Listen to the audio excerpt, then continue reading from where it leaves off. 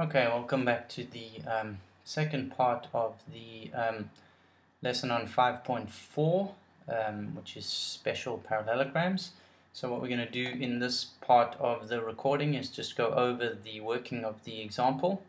And so, as mentioned before, what you should be doing is using the hypotenuse midpoint theorem 515 in order to solve for angles 1, 2, 3, and 4 in the given figure.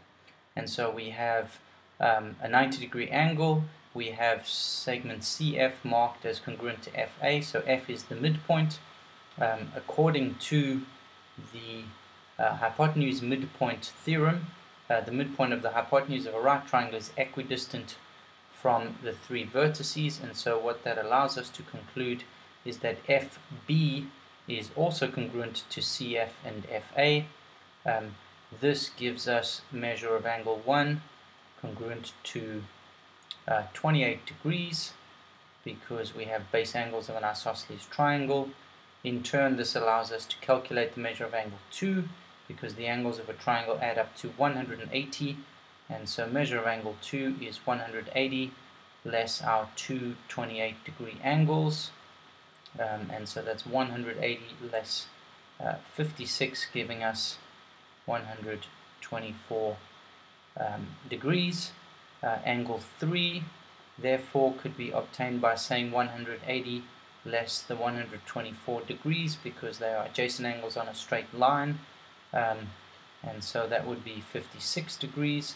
Alternatively, we could have used the external angle of a triangle is equal to the sum of the remote interior, and the result would be the same.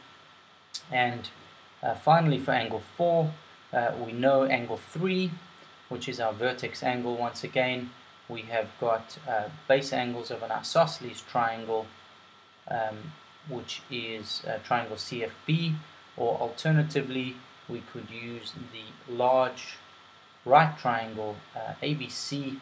We have a 90-degree angle over here, and so the other two angles must be complements of each other, and so we could say that angle 4 was 90 degrees less 28 degrees, giving us 62 degrees as the measure for angle 4. Okay, and so what we're going to do is move on to our construction page, and so your task was to come up with a plan for constructing the figures in 1A and B.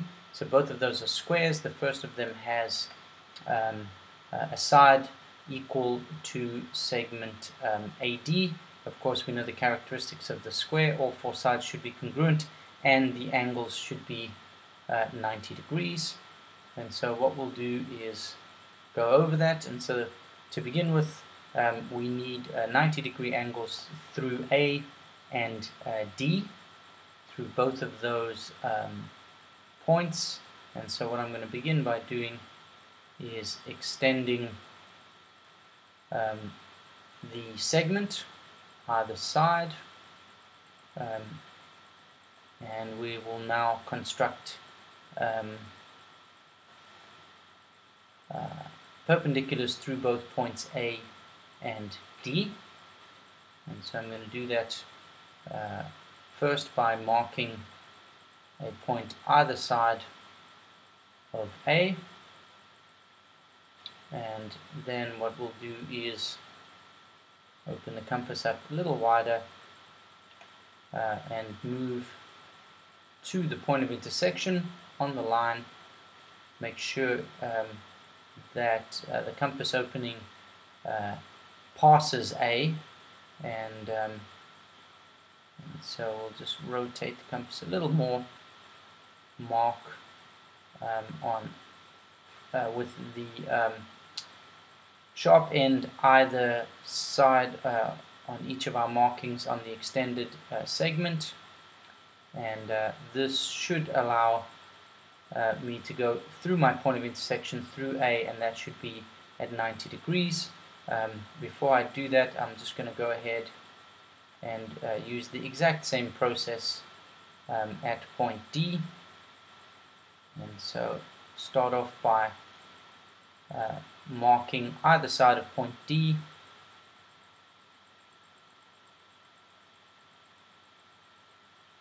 the same distance from D, and then from the intersection of the marking and the line segment, I will draw an arc above D from either side.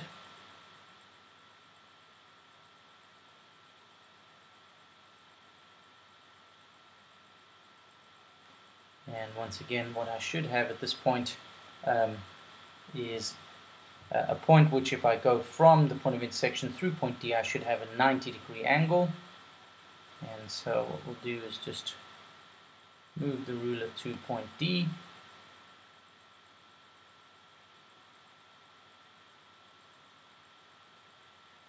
And we'll begin by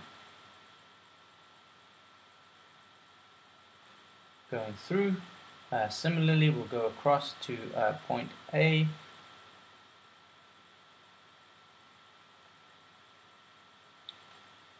And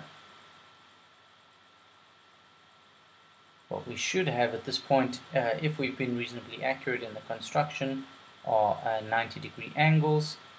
What we need to guarantee at this point as well, however, is that we have lengths which are the same as AD, and so what I'm going to do now is use my compass to measure the length of segment AD, and rotate the compass to mark that length off on each of my sides that I've constructed.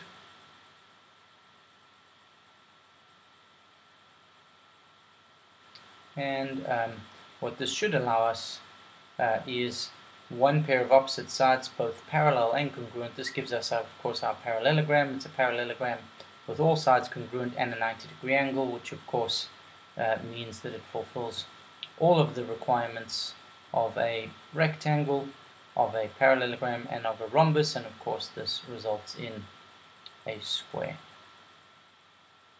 Okay, and so we'll join those two sides, and that should give us a square with a side congruent to AD.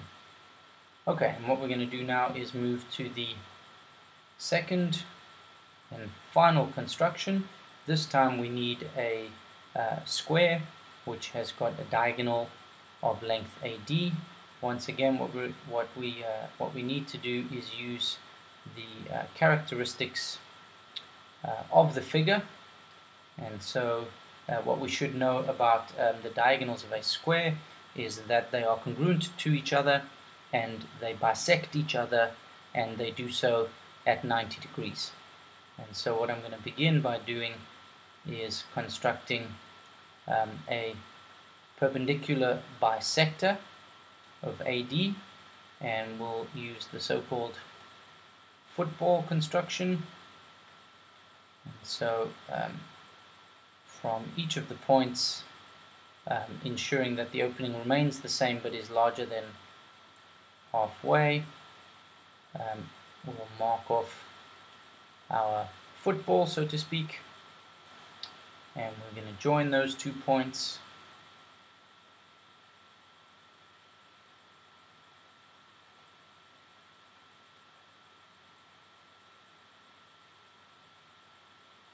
Do our best to make sure that we are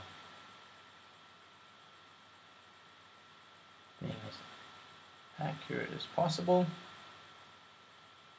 Okay, and so what that should do is bisect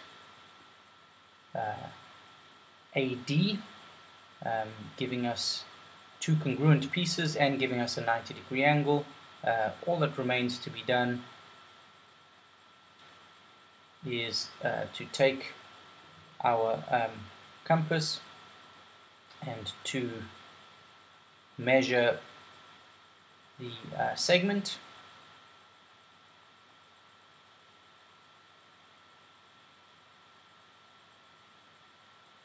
and And if we now go from the point of intersection, from the midpoint, and mark off, and what we'll do is just use a different color this time, just to make it a bit clearer.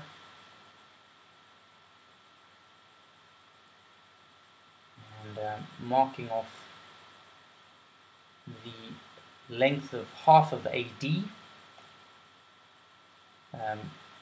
And the purpose of doing that, of course, is that it should allow me to know that these 4 segments that I've marked off are congruent to each other and cut at 90 degrees, and that would ensure that it was a square, because it has the characteristic of both the rhombus, which has diagonals intersecting at 90, and a rectangle which has congruent diagonals, and this results, of course, in a square. The last thing that we would need to do, of course, is to complete the drawing of our square by joining our points of intersection, or rather our end points of our diagonals.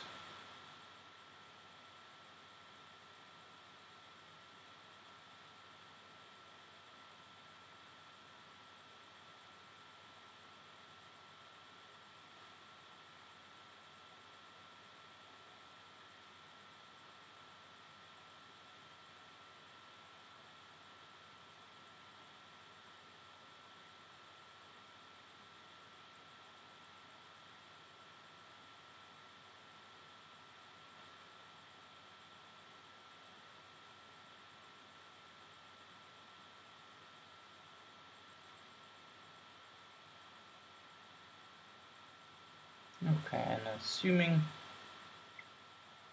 that we have a reasonable degree of accuracy, which maybe doesn't appear that way from the diagram, that would be an appropriate way to construct a square with a diagonal equal to the length of AD. Okay, and so at this point you need to focus on the B-level assignment, and also on some additional construction practice.